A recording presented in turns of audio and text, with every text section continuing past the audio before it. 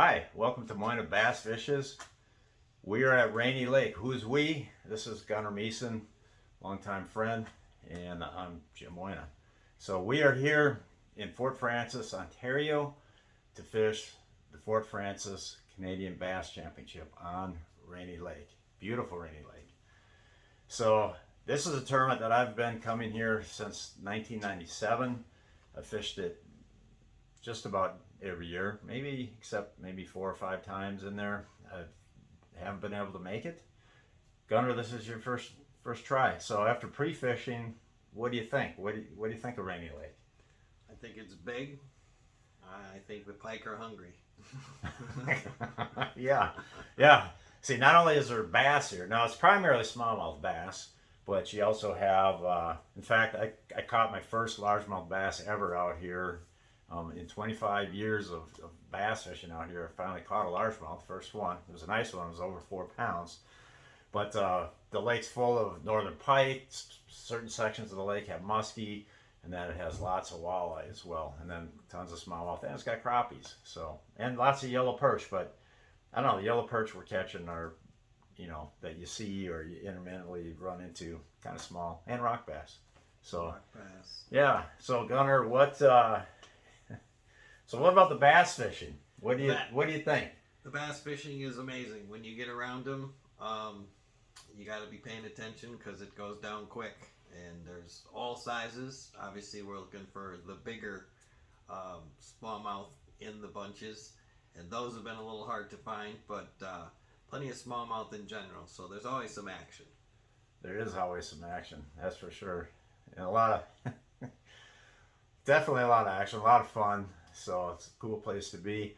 I think for this tournament, I don't know, last year it took it's a 3-day tournament. So last year, and it's 5 fish, each boat weighs 5 fish each day. So last year it took over 60 pounds to win. I think there were 2 teams that had over 60 pounds. Are we going to get over 60 pounds? I think the conditions have set up to allow that. I think that there's some changing weather coming that might curtail that a little bit, mainly with the wind. But I think it's possible. It's possible. Yeah. I mean, I don't know what happened. I wasn't here last year for that tournament where they basically set records for high most weights in that. So before that, it was under 60 pounds. Now it's over 60 pounds, and it makes you start thinking that, hey, we got to have 20 pounds every day to win. Right. But heck, there's been years when it's been like 51 pounds to win. So to me, because I've been up here so many years, I've never been able to get 20 pounds every day. However, what was your record they broke, right? Yeah, we had it would have been in 1998. Joe Thrun, who was been my partner for many years, who couldn't make it this year. Him and I had 58 something for the record, and that stood all the way from 1998 to last year. Yeah. And I don't know. Obviously we'll put all the big fish in the boat we can. Absolutely. See where and you know what? Here's the other thing. We've been catching so many fish in practice. All sizes. Obviously the 4-pounders are kind of rare and hard to come by, but boy, we've caught a lot of 1.5, 2.5 pounders, just a lot of them in that size range. Yeah. Probably Probably more so than many practices I've had over the years, and that's what scares me, is because the years where I've had really good practice, where I've caught a lot of fish, really got on, and I got all these options. I'm like, man, I caught them here, caught them there, caught them up here, over, all these places where I catch them. Those have typically been kind of not so good results in the competition. Right. And sometimes it's worked the other way, where Joe and I would have a bad practice. We might catch 1 4-pounder in all 4 or 5 days we're here. And then it just, for whatever reason, we kind of figure out what we have to do, where we need to be, and we get the fish in the boat, and we have a really good tournament. Sometimes we won with having a bad practice. So, right. So you just never know what can happen out there. And we are dealing with the record high water here Oh, in yeah. in this region of the world, which when you're out on the lake, and Jim obviously is shocked to see how high it got. For me, it's the first time seeing it, but the amount of effort the locals have had to go through to protect their properties and their docks is just, it's daunting.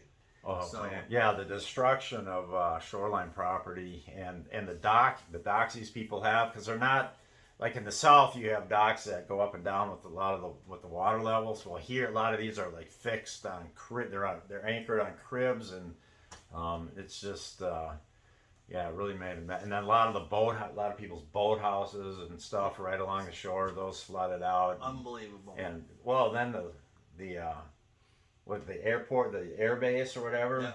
man, that thing got destroyed by the high water. Float Plane Air Base, guy lost 3/4 of his business because his main office was underwater, basically, Yeah. for weeks on end. One thing I will say about the smallmouth up here, which shocks me, and I've been fortunate enough to fish in a lot of different places around the country, is the fish are really healthy up here. And you'll see that in some areas with some different fish, but really shocking here just how perfect they are. And then because it is such a big body of water and it doesn't get that much pressure, they're not as beat up as you would see on a lot of other lakes that are known for smallmouth. So that's been exciting to see. Anytime you can see a perfect fish is fun for me to just look at them and marvel at not being beat up. So. Exactly. Yeah, these fish, you're not seeing the pressure Right. that we see in a lot of those, especially in the southern United States. These fish here, they don't get fished near as much as what we're used to, and they look great. They're in great shape, beautiful shape. Even coming off we're probably not too far off the spawn, and still a lot of these fish are looking just beautiful. Yeah. And which kind of and if fishing pressure is part of what you try to escape from on a vacation, this is a great destination. Yeah. It's really, when we're out there, I mean, there's a couple of days we only saw like 3 or 4 boats all day, and we're running all over the place, and that's all we saw. And that's with 90 other boats out here practicing. That's all we saw. And then we might have saw saw a muskie guy here, walleye guy, somewhere else maybe. Yeah. But the lack of pressure out here is amazing. And here's my theory on that. Rainy Lake is a shared border with Minnesota and Ontario.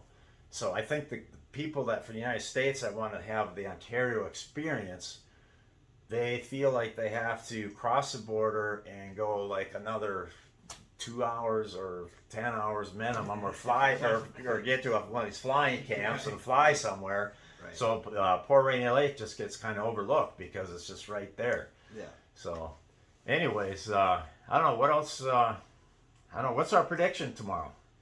I think our prediction tomorrow is gonna have a strong morning, and then it'll really come down to Jim, who hasn't made anything but some real wise choices, which always has amazed me. I've gotten to fish with Jim both for fun and competitively in the past a few times, and he just has a sense, and definitely for this place, that's probably why he's a 6-time champ up here, about where to go.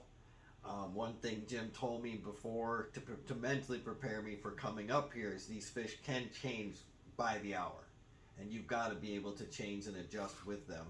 And that probably is why there's so many rods out on the deck, and because there's always something that you can do or tweak and hopefully keep them going or relocate them.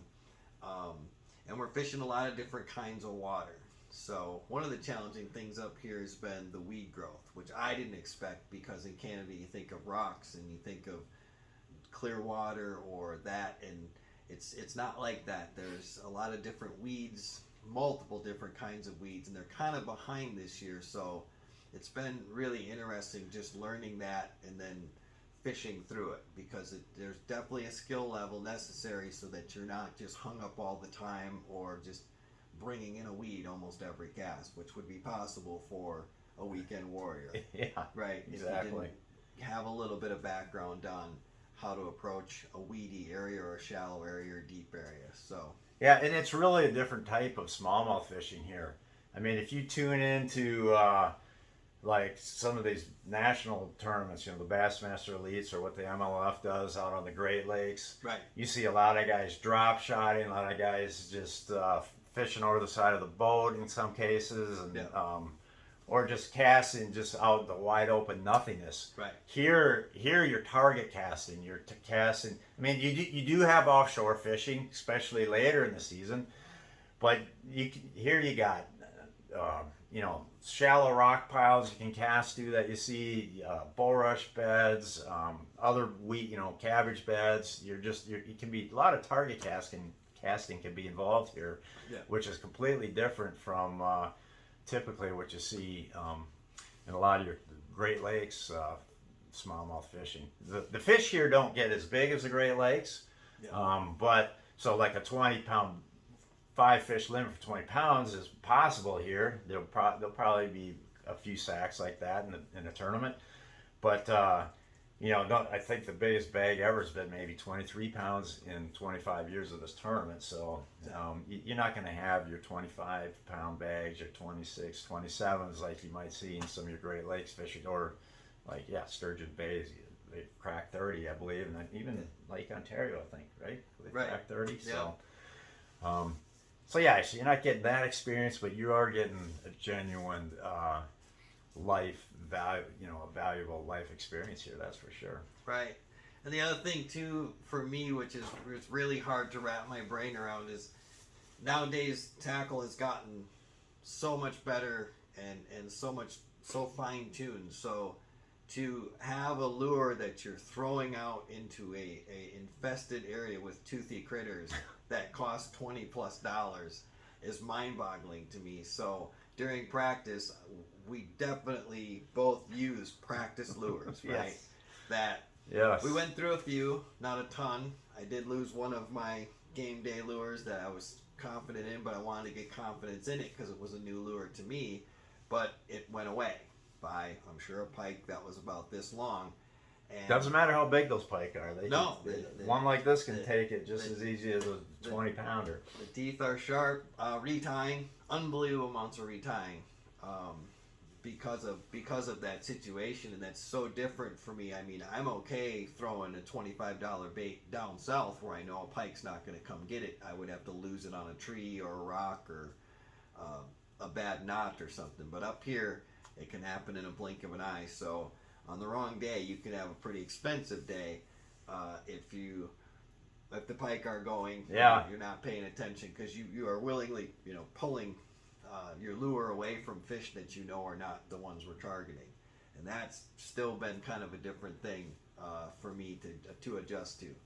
Yeah. Hey, that kind of brings to mind, speaking of losing lures, that brings to mind one of the unique stories that we had, or experiences we had in this practicing for this tournament. And that was, you remember when I had that smallmouth, my line, it was a smallmouth, for wherever, how did I break the line? The line broke anyways. It just broke? Like close to the boat. I hadn't respooled for a while on that one, and you know, it might be part of that, or maybe the line got caught in the line, you know, got kinked on, whatever. But anyways, it was shallow water, and remember we could see this. We could see the spook moving through the water because it was like a bone-colored one. Yeah. And you couldn't really see the fish, but you could see the spook. So Gunnar's like, hey, you know, reach down with your rod and try to snag it. And I'm like, yeah. And I've actually done that a long time ago in the past. So I'm like, yeah, I remember I did that one time. Right. So, and sure enough, you could see this spook moving along, and I stick my rod down there, and I snag the one of the trebles with the rod before the fish scooted off any further, and the fish got unhooked, and I got my lure back. So hey. No, and we've had some bite offs, and then the floating bait, topwater bait, float back to the top. Oh yeah, that's I always count on that up here because it seems like these pike, they're such just recklessly wicked topwater strikers. And if you've ever seen these shark videos of the great white sharks hitting these seal decoys, that's what a lot of times a northern pike strike is like this. They just charge from below and just stun, and the pike will even fly way out of the water, Yeah. and they try to stun their prey that way. So in the process, a lot of times they'll catch the front of the bait and the line, but they won't get hooked. So you can oftentimes just wait around. It's a good tip. Yeah. Just wait around, and a lot of times that topwater bait will come floating back up. So. And there's your $10 back. And there's exactly. And that's luck. It's awesome when that happens. All right. Well, I think that's enough for tonight. So maybe we'll shut this down and come in with a tournament report down the road here. Yep. Looking forward to it. All right. Cool, Gunnar. All right. Over.